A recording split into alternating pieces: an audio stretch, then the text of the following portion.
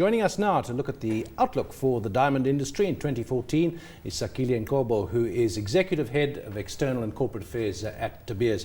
Good morning to you, Sandile. I introduced this because Nazipo actually can't get a word out. She's so excited. Glazed over. Are you imagining one of those on your finger? Wow, that's a show. Sandile, welcome. These are obviously not diamonds. You wouldn't have walked in here looking so casual if those were really diamonds, but they are set up to look like diamonds. Tell us what this means, what the significance of these particular fake stones are. Yeah, these are the South African produced diamonds. Of course, they are not real, as you said. This is one of the 616, which is the biggest diamond that's ever been displayed in South Africa, in the home of diamonds in Kimberley. We even use the address of our offices in Kimberley behind this stone, which is an excitement. And it's very appropriate because we've just had a Valentine's Day over the last few days, and then I can understand the excitement. Diamonds remains the girls' best friends. I'll have to do better than a rose on Valentine's Day next time. At least you tried, but we're upping the stakes to diamonds. But perhaps, Sakhile, let's move on to some of the business-related discussions. I mean, let's talk about Gaborone at first. I mean, we saw De Beers moving and setting up in Gaborone. And apparently there are some teething problems in terms of the logistics, in terms of the remoteness of Gaborone. What is the state of what's happening there? The point about remoteness of Gaborone is a myth. I was there about a month ago. We've had 2 successful sites, which is our selling platform that we do and we used to do in London. We've had a very successful site in Gaborone, and we have been able to deliver the move of our aggregation facility from London into Southern Africa in Gaborone in time and behind budget. So Ndile, let's look at the De Beers performance in Anglo-American, and it went through perhaps a quiet period. Diamonds were a quiet period in Anglo's results. The recent results came out last week. 15% of profit comes from diamonds. So are diamonds on the up? Diamonds on the up and will continue to be on the up.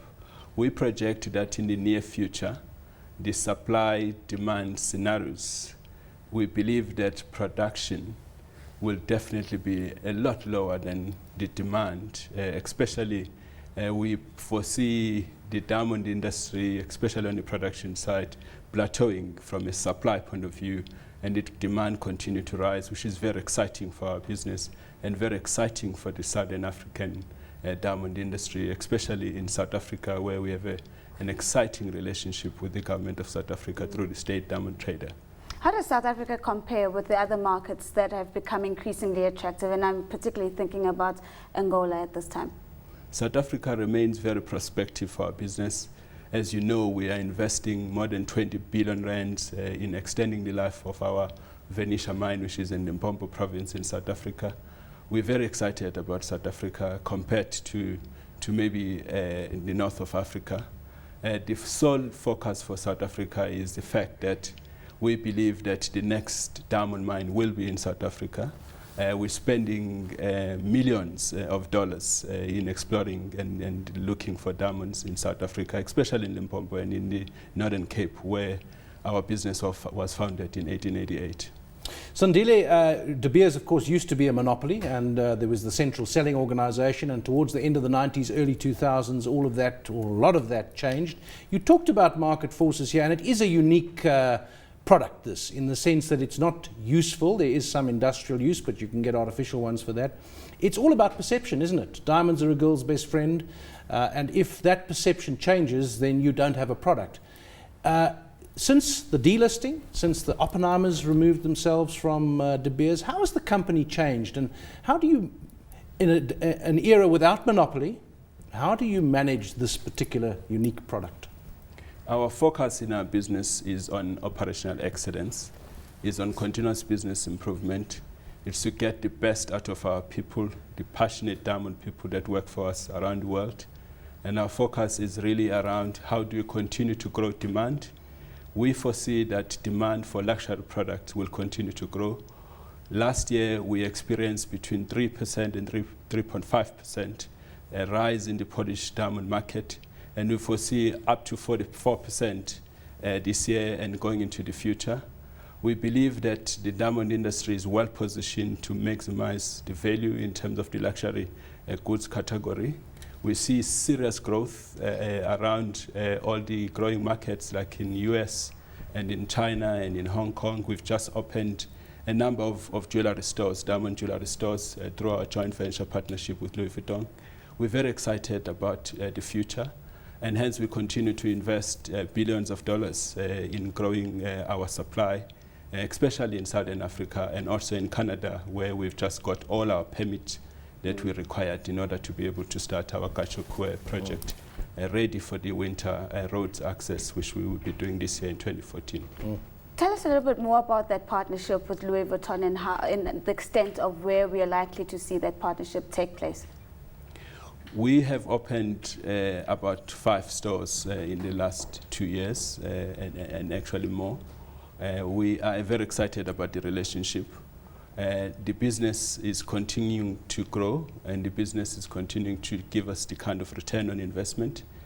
And of course, beyond just the diamond jewelry stores, we've launched the Forever Mark. We already have more than 1,200 stores around the world. Even if you were to walk to Sandton, which is right next to where we are, you can be able to buy Forever Mark diamonds through our partnership with Karatco. You can go to Cresta, you can go to Waterfront in Cape Town. We're very excited about this beneficiation initiative, which demonstrates to South Africa that DBS is committed to beneficiation and is committed in terms of growing demand, because we believe diamonds will remain girls' best friends, and also they are no longer just girls' best friend. They are also boys' best friend, because we see a lot of men buying diamonds for themselves. Yeah. Well, they got to buy for the girls first, so I don't think there's much negotiation. But you talked about beneficiation, and you said it's an exciting relationship with government. A lot of people don't think it's exciting that I think De Beers was forced to allocate a certain number of its stones for the state diamond trader. There is a view that this is an interference with the market and that it's not actually working in terms of beneficiation. And one of the issues that's always been around was that the labour costs of beneficiation of gold and diamond jewellery in South Africa were higher than in a place like India, for example. It's a fact that the cost of manufacturing and cutting and polishing is a lot higher in South Africa. But I'm happy to say over the last year, for example, we've been able to sell up to 58% of our local production in South Africa by value to the local industry that have been able to cut and polish those diamonds. We believe that diamonds are the benchmark in terms of how do you select and create a competitive industry in terms of beneficiation. It's not a cost-plus relationship that we have with our site holders that are based in South Africa, that cut and polish in South Africa, that employ South Africans in terms of their businesses. And we're very excited about the relationship. You made a point about the state diamond trader. We're not forced to get into that relationship. We believe it was the right thing to do. We have partnered with the Department of Mineral Resources. The minister actually has been very pivotal in setting it up. We've been partners with government on the state diamond trader for the last 6 years, and it's working. Last year we sold about 372 million rand worth of diamonds to the state diamond trader, and 90% of those diamonds have been sold to the local industry. We continuously look for ways to make sure that the state diamond trader is sustainable. We continuously look for ways to make sure that the local manufacturers can actually be able to manufacture more in South Africa, so that the downstream industry can get the maximum benefits of what the diamond is able to do.